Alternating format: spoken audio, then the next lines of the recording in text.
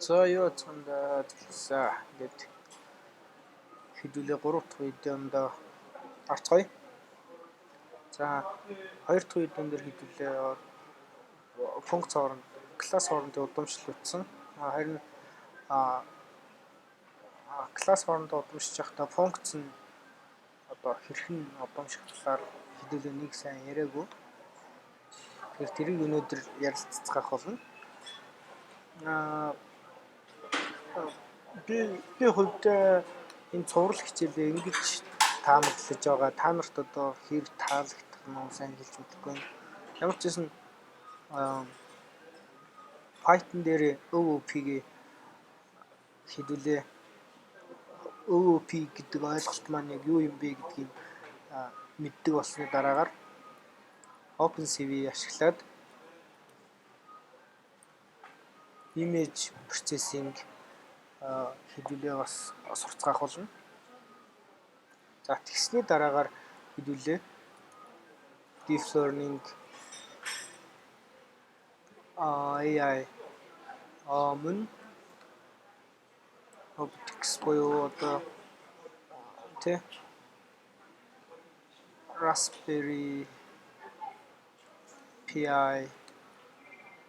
эсвэл Arduino ч юм уу тийм ээ гэх мэт иймэрхүү агуулгуудыг хамарч хэдүүлээ ийм зүйлүүдийг сурна гэж төлөвлөж байгаа. За тэгэхээр та нар бас комментэн дээр энийг үзвэл иймэрхүү зүйлсүүдийг хэдүүлээ туршиж үзвэл хэр болохоор байна вэ? Коммент бичээрэй. За өнөөдрийн видеоны гол сэдэв маань бол класс дахь функцийн overloading болон overriding хоёрын одоо ялгаа юу юм бэ гэдгийг хэдүүлээ авч үзнэ. Гэхдээ хэрвээ чи бусад програмчлалын хэл дээр код бичиж байгаа бол overloading бол бүрэн боломжтой байдаг. Python-гийн хувьд бол за хэдүүлээ харцгаая.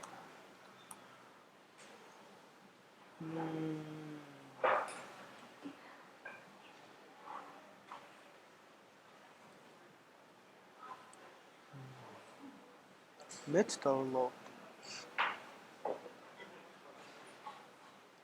За Python дээр бол энэ overloading гэдэг үйлдэлийг бол дэмждэг юм байлээ. Гэхдээ энийг бол бичиж болно. Хэдүүлээ overloading гэдэг ойлголтны кодыг бол хэдүүлээ бичиж болно. Харин яаж ашиглагддаг вэ гэдэг нь их сонирхолтой. Би ч гэсэн уншаад гайхсан. Одоо энэ дээр гэж одоо энэ жишээн дээр product гэдэг функцийг хоёр өөрөөр бичсэн байгаа юм л та. Дээдлэлт нь болохоор одоо тухайн функц маань 2 аргумент авч байна. Доотлолт нь болохоор 3 аргумент авч байна. Функц маань тухайн функцийн нэр нь ижлэх мөртлөө авч байгаа параметруудын өвөгдлийн төрөл эсвэл хэдэн шиг параметр авч байгаа гэдэг нь ялгаатай програмчлалт болдог. C-нэмэх болон Java дээр. Харин үүнийг бид нар method overloading гэж ярьдаг. Харин энэ нь болохоор Python програмчлалын хэл маань үүнийг дэмждэг юм байна. Гэтэ яг хөө бичиж болно. Гэтэ хамгийн сонирхолтой нь энэ дээр тухайн функцийг хэдэн удаа дахиж overloading хийж програмчилсан хамаагүй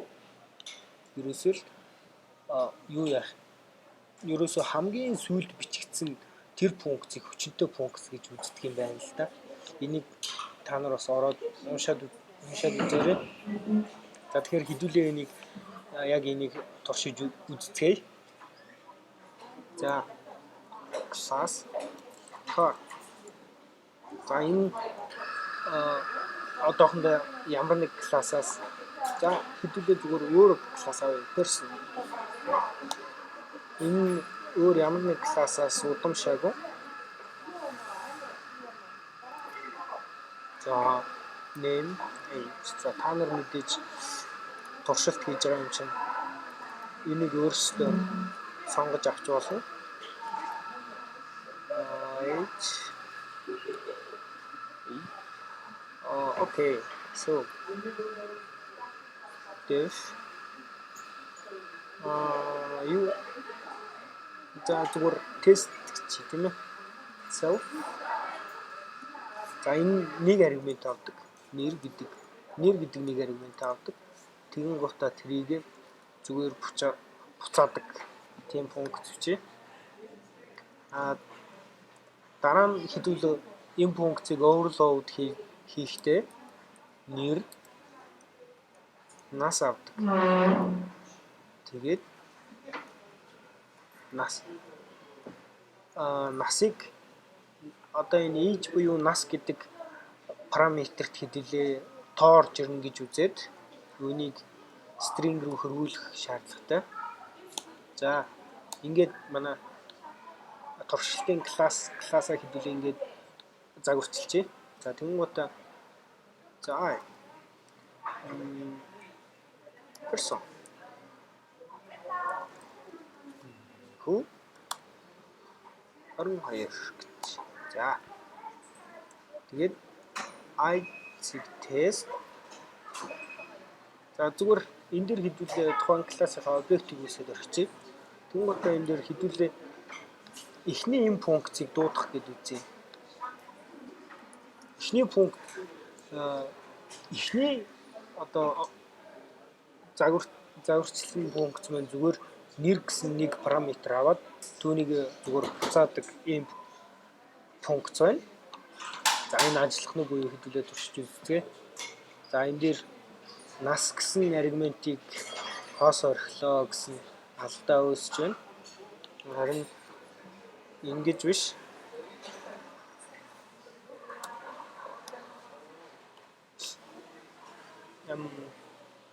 Ингэж байж бидний код маань алдаагүй ажиллаж байна. За тэгэхээр та бүхэн одоо объект хандлах технологиг ашиглаад өөр програмчлалын хэл дээр код бичиж байгаа бол энэ method overloading гэдэг энэхүү ойлголт маань бүрэн хэрэгждэг гэж хэлж болно. Харин зөвхөн Python дээр энийг дэмждэггүй. Чи хэдэн ч удаа тухайн функцийг overloading хийсэн тэр бол ерөөсөө хамаагүй. Хамгийн сүүлд бичигдсэн тэр функцийг хүчинтэй функц гэж үздэг юм байна шүү залуусаа. За тэгээд бидний эхний үзэх overloading гэдэг ойлголт маань ингээд дуусч байна. Хэрвээ та нар хүсэх юм бол би энийг C нэмэх ч юм уу эсвэл Java дээр implementation хийж үзүүлж болно. Та нар ч гэсэн өөрсдөө хувьдаа туршиж үзэж болно шүү. За тэгэхээр Python дээр маань overriding гэдэг ойлголт бол хүчинтэй. Хэдүүлээ person гэдэг класс бичсэн юм чинь класс доктор. Энэ нь person гэдэг классаас удамшиж байгаа. Overriding гэдэг ойлголт маань ямар ойлголт вэ гэхээр тухайн их классынхаа ямар нэг функцийг дахин өөрөөр програмчлахыг хэлдэг. За хэдүүлээ энэ дээр мэдээж туршиж үзсэн илүү ойлгомжтой байх. Self. За мэдээж нэр нас гэсэн ойлголтуудыг авна. За энэ дээр зүгээр доктор гэж бичсэн ч болно, self гэж бичсэн ч болно. Age. Sorry guys. Байгуулагчийн бодсон шүү дээ. За ингээд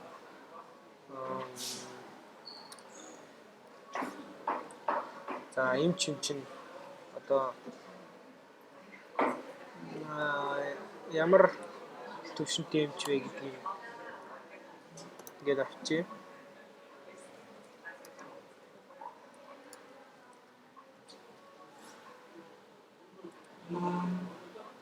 За. Одоо хэдүүлээ энэ дээр доктор гэдэг классын маань их класс нь бол person. Personд ямар функц байгаа вэ гэхээр тест гэдэг нэртэй энэ функц байна. Энийг хэдүүлээ дахин програмчлж байгааг overriding гэж хэлээд байгаа. Хэдүүлээ энэ дээр хийж үзцгээе. So name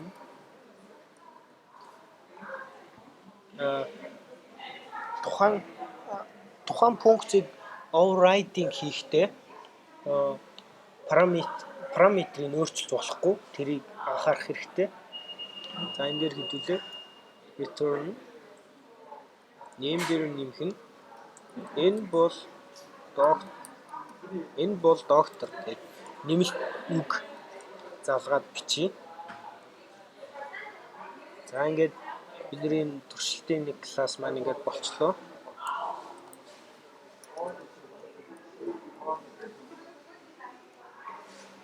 But за 33 настай мастер зэрэгтэй гэж үзье. За хэдүүлээ доктор зэх тест гэж үзье. Уучлаарай энэ аргумент авахар загаад өгсөн болов.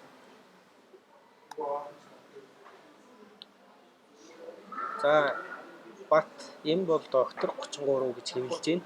За тэгэхээр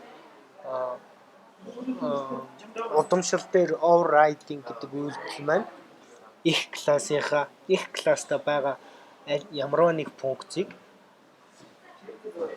өөрөөх удамшуулж авч байгаа класс дотроо өөрөөр загварчлахыг overriding гэдэг. Overloading болохоор тухайн функцийн энийг бичтэс гэж ярьдаг. Англи нэршлиг яг сайн хэлж мэдэхгүй байна. Бичтэс гэж ингэж бичдэг хаа. Бичтэс гэж ярьдаг. Энэ тэрэнд нь болохоор тухайн функцийн нэр болон аргументуудыг бүхэлд нь хамааруулж үздэг шиг санаж байна. Ингээд тухайн